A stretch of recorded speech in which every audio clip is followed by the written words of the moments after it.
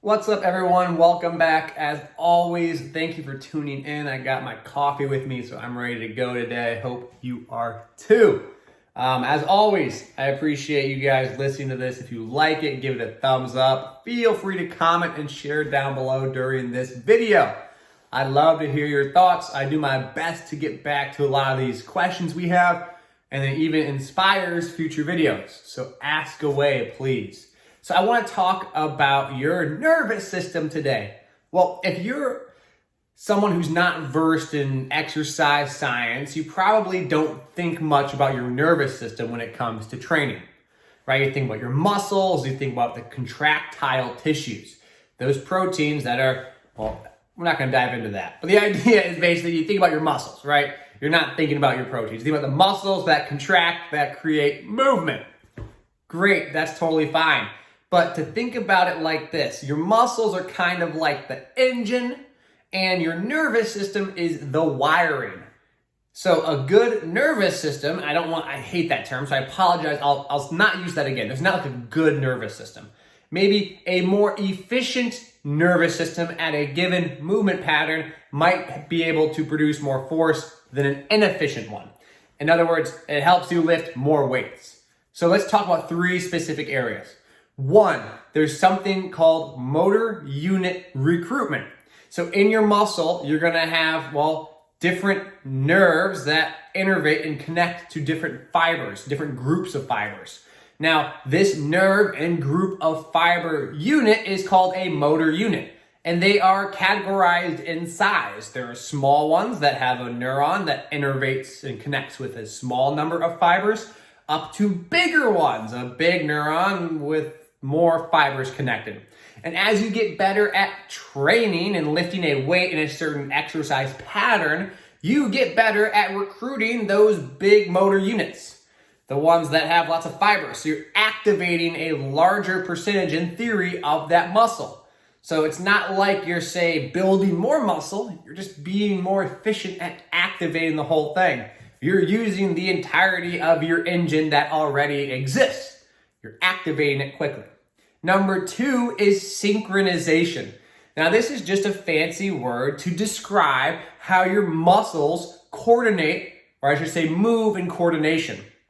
If I were to think about it in terms of pulling a rope, if I have 5 people and I say 1, 2, 3, pull, and one person pulls and they stop, and then another person pulls and maybe 2 of the 5 actually pull at the same time.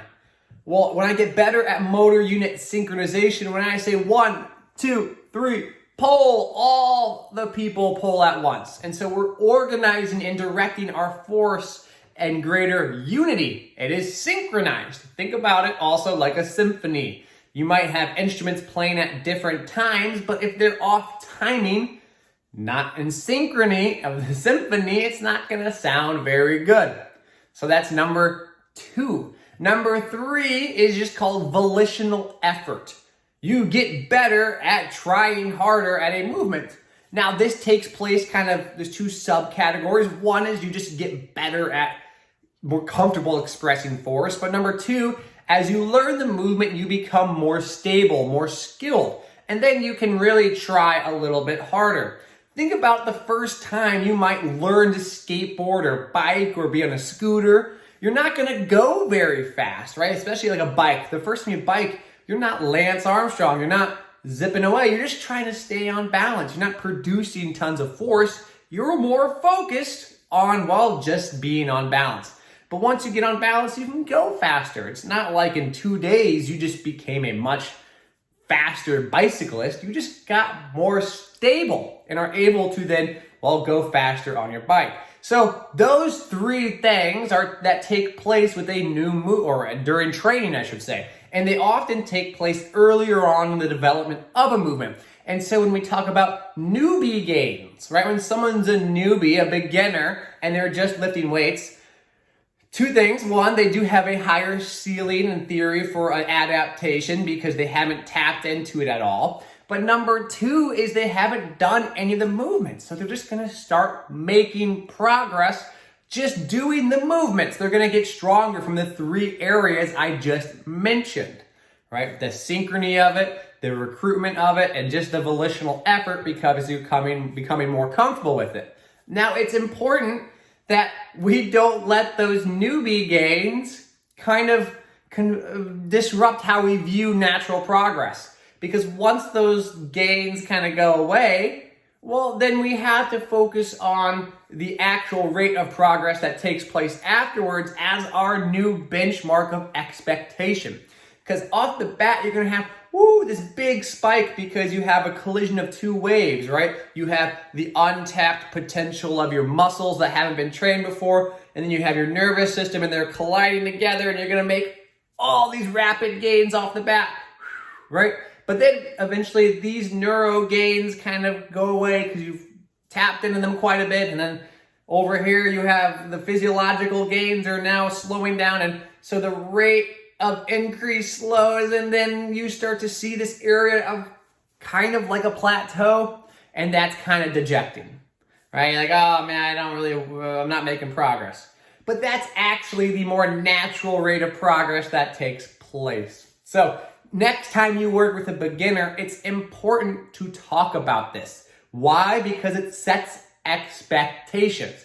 They don't judge you on your immediate successes off the bat and hold you accountable to that rate of progress. On the same side of that, when you hit those slower rates of gains, you don't have to explain yourself, oh, my program does work, trust me, blah, blah, blah, because they don't understand as to why the rapid increase started in the first place.